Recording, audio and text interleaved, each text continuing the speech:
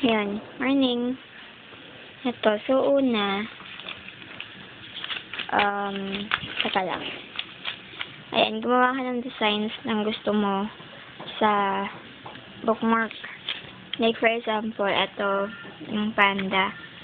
Ito yung side nung notebook or book. Tapos ito naman yung kabila. Ito yon yung edge, yung dalawang edge. Ayan. And then, ayan, kunwari nakagawa ka na ng design mo. Next is, kumuha ka ng paper. And then, yan, paper.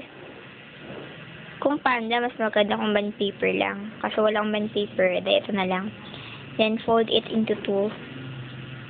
So, mag-fold ka ng dalawang fold. Kasi ito yung front. Ito yung front. And then, ito yung back. Then, gupitin mo yan. Teka lang ha. Teka lang, magugupit lang ako. Ano ba to? Teka.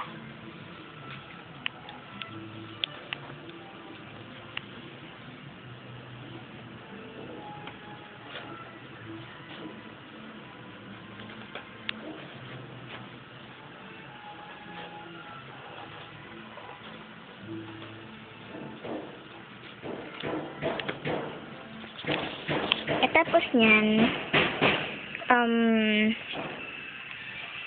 yan, i-fold mo siya ng ganyan. And then, yung gilid, ito yung gilid, i-fold mo siya ng maliit na fold lang.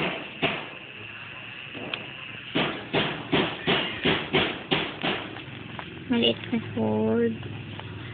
Teka.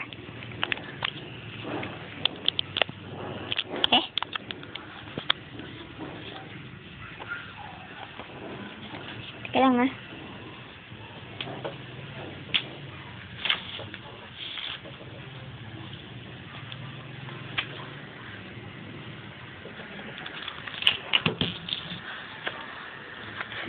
Hindi ko siya ma-fold, sorry.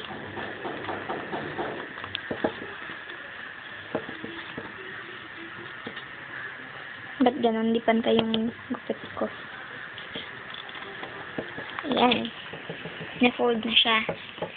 Kasi, kailangan niyang gamitin mamaya para sa glue. So, ayan. After nyan, na-fold na siya. Kailangan mo ng pen. Then, i-drawing mo yung, saan ba yun? Ito. Design. Drawing mo. Madaliin ko lang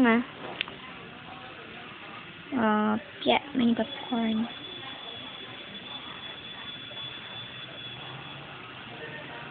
Yan, madaliin ko lang. Kaya, pangit to. Yan. Tapos, yan. Tapos, ganyan. Ganyan.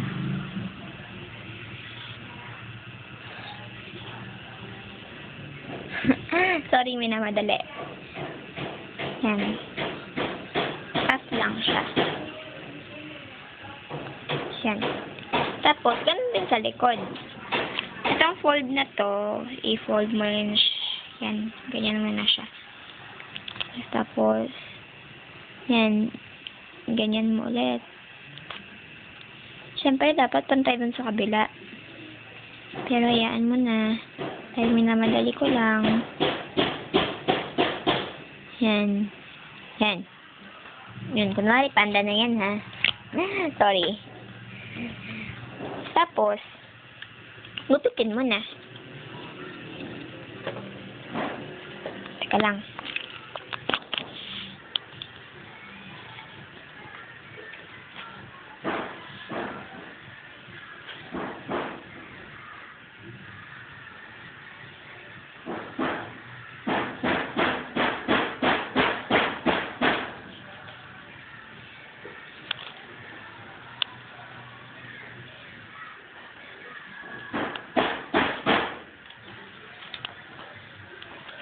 Ayan. Nagupit na siya, di ba? Pero, di ba, meron pa ditong folded side. Ayan, yung folded side. Gagawin natin, taas mo siya. Ayan, may kabilaan na yan. Hindi pantay. Sige lang. After nyan, eto, yung gilid. Itong gilid nito, ikat mo to. Or eto pala.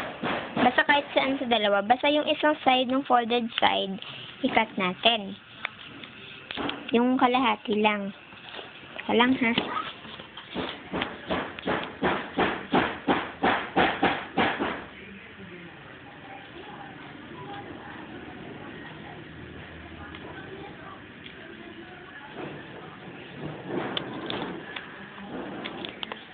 Kopya.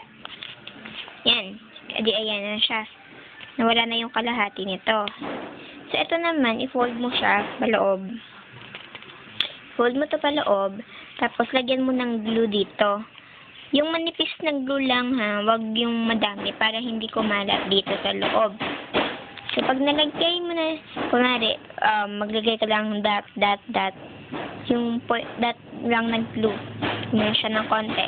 Tapos, spread mo na lang siya gamit yung kamay mo para hindi kumalat dito sa loob. Pagkatapos niyan, ganyan mo, i-fold mo na siya para dumikit na siya. Kaya, magiging ganyan na siya. And then, ito yung part na to, ito yung side na to, yung open side, yan yung ipapasok mo sa may notebook. Parang ganyan. Yan. Ganyan. Okay na. Bye-bye! Paano ba to? Ayan.